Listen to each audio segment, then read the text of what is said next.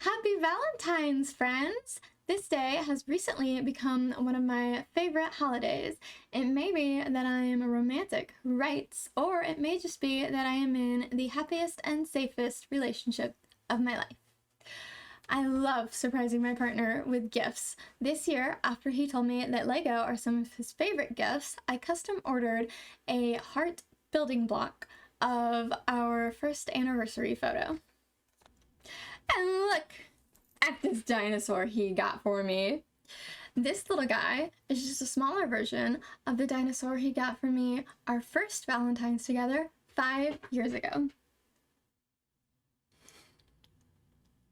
They're Triceratops, my favorite dinosaur. And this Valentine's, I'll be talking about a lot of favorites. A favorite holiday, a favorite dinosaur, and I'm talking about a favorite trope among romance readers and video game players, the star-crossed lovers. There are star-crossed lovers written in the most read and stolen book in the world. There are star-crossed lovers written by the most read and most taught writer in the world. And then there are so many star-crossed lovers on my own bookshelves and on my video game shelves. And on one of my favorite holidays, I'd like to talk about my favorite book and my favorite video game. Of all time, nothing tops these titles for me. I have been playing Tales of Symphonia for nearly 20 years now. It holds some of my most cherished memories. I still remember sitting on my older brother's bedroom floor as I played with him and my older sister. We played the story all the way through together. My brother as Lloyd, my sister as Colette, and myself as Sheena. And then I turned around and played by myself for the first time, sticking to Sheena. And I have played through dozens of times since. I introduced it to my partner the very same year I met him. I've played through it for him a few times since, going with different endings to give him the full experience. He finally purchased the PC port for himself last year and has since made it nearly to the point that would be the second disc in the original GameCube game.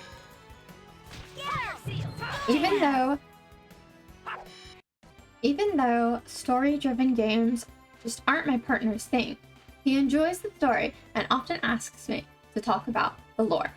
One day, he'll finish the game all the way through, and I'll be so proud. And then maybe I'll finish a Soulsborne for him. I didn't introduce it to my partner just because it's my favorite game, but also because it's one of my favorite love stories. Or should I say multiple love stories. There's a grieving husband who lost himself when he lost his wife. There's an affianced man who won't let the memory of the woman he proposed to die along with her. And there are all the teenagers willing to sacrifice their lives for each other. One of my favorite things about the game is that you can choose who the protagonist, Lloyd Irving, ends the story with. Shina Fujibayashi is my favorite character, so for many of my playthroughs, I always chose her to end the game with. She is the hero who refuses to ever let her love interest save her. She goes through a lot of trauma and character development throughout the game, and she comes to the end stronger than ever. I love her. She was my childhood hero. Okay. But now that I'm no longer a child, I see who Lloyd is really meant to be with. The Chosen, Colette Brunel. She is the angel, quite literally, willing to sacrifice her entire life for Lloyd and those she loves. She is Lloyd's star-crossed lover. Colette is only turning 16 as the game begins, and she's been brought up her entire childhood for the moment of the Oracle, when her journey to become an angel begins. She has lived for nothing but to die, while Lloyd has done nothing but fight for his life.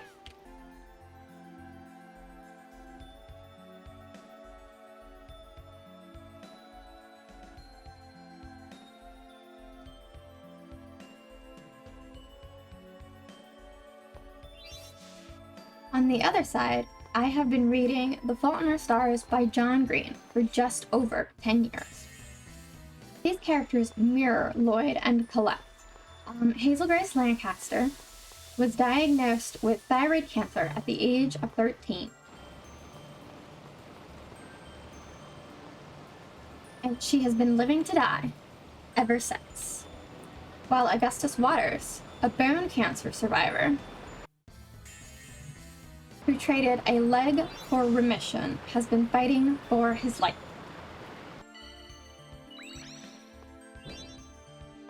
Hazel may not be an angel, but she is Colette. She knows she is going to die, but she will do so for those that she loves. And Gus is afraid of oblivion. He doesn't want anyone to forget him. Gus is not forgettable. He's an athlete, a literary fan, and a smooth talker. And it's easy to see why Hazel falls in love with him. And he loves her too. He would do anything for her.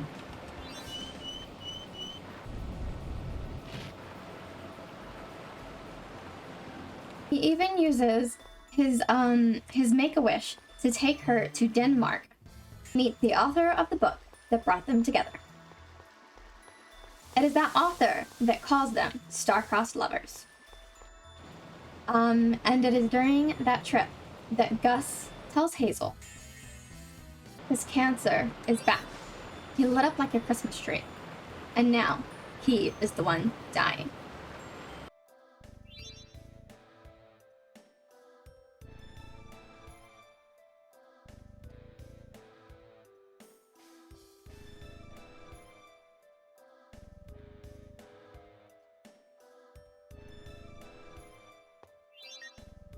Lloyd has always known that Colette was going to be the chosen to save the world.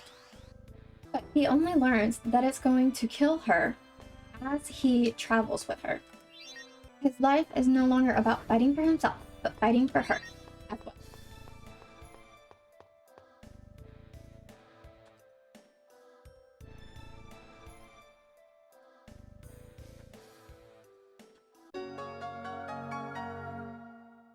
He's not going to let her die. We see that here in this next scene. And we know he's going to make sure she survives.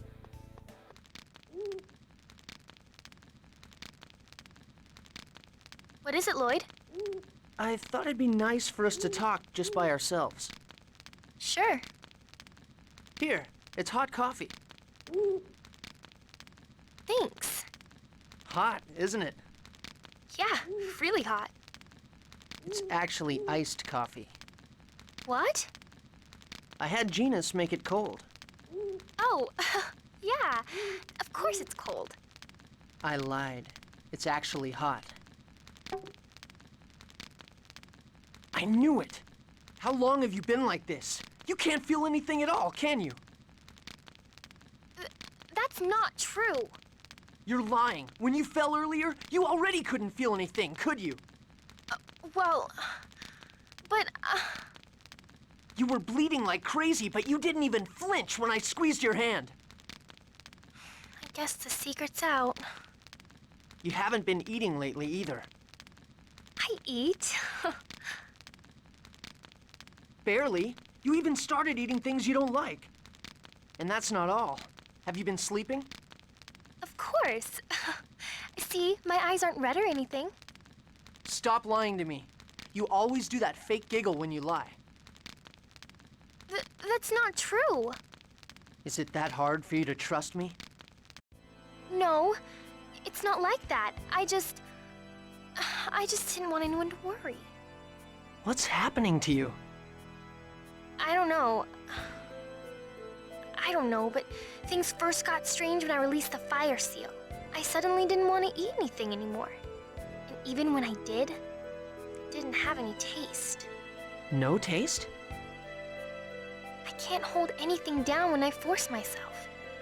So I haven't been eating. I never get hungry. That's... Then when I released the next seal, I stopped getting sleepy. I close my eyes, but I just can't sleep. I haven't slept at all since then. Then with this seal, I stopped feeling anything. Why? Why didn't you say anything?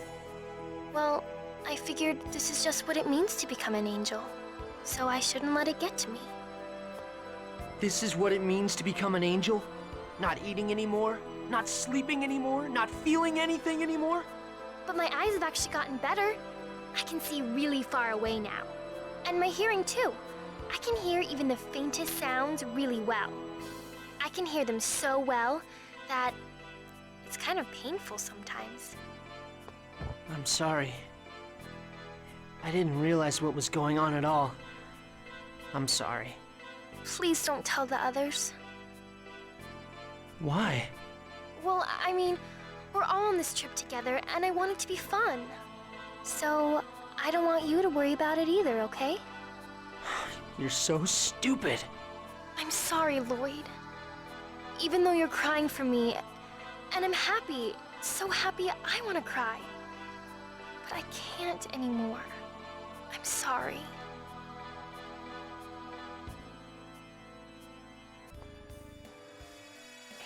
Let does survive the game, but Augustus does not survive the book. He makes sure that Hazel gets the trip of her life, but he stopped fighting after that. He doesn't just stop fighting for his life, which he is going to lose no matter what, but he does stop fighting to make sure he isn't forgotten. Hazel will never forget Gus, but he's afraid that when she dies too, his memory will die with her. And that's his hubris, his final flaw. Look! It isn't the fact that he uses cigarettes to make, a metaphor. It is the fact that he believes he is a metaphor himself. One which will be easily forgotten. We can see that in this scene from the movie adaptation.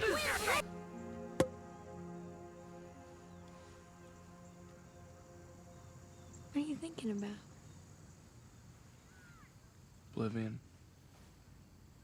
I know it's kid stuff or whatever, but I always thought I would be a hero. I always thought I'd have a grand story to tell. Something they publish in all the papers. And I was supposed to be special. You are special. Yeah, I know, but you know what I mean. I do know what you mean, I just don't agree with you.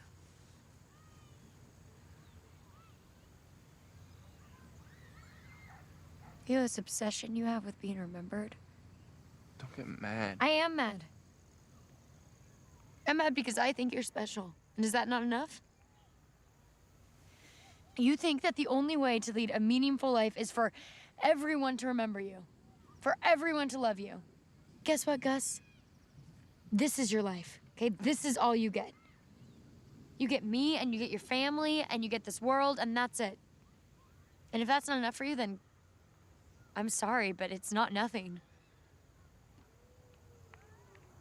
Because I love you. And I'm gonna remember you. I will never forget Augustus Waters. I have many cherished memories of him as well. But I will always, always let Renelle.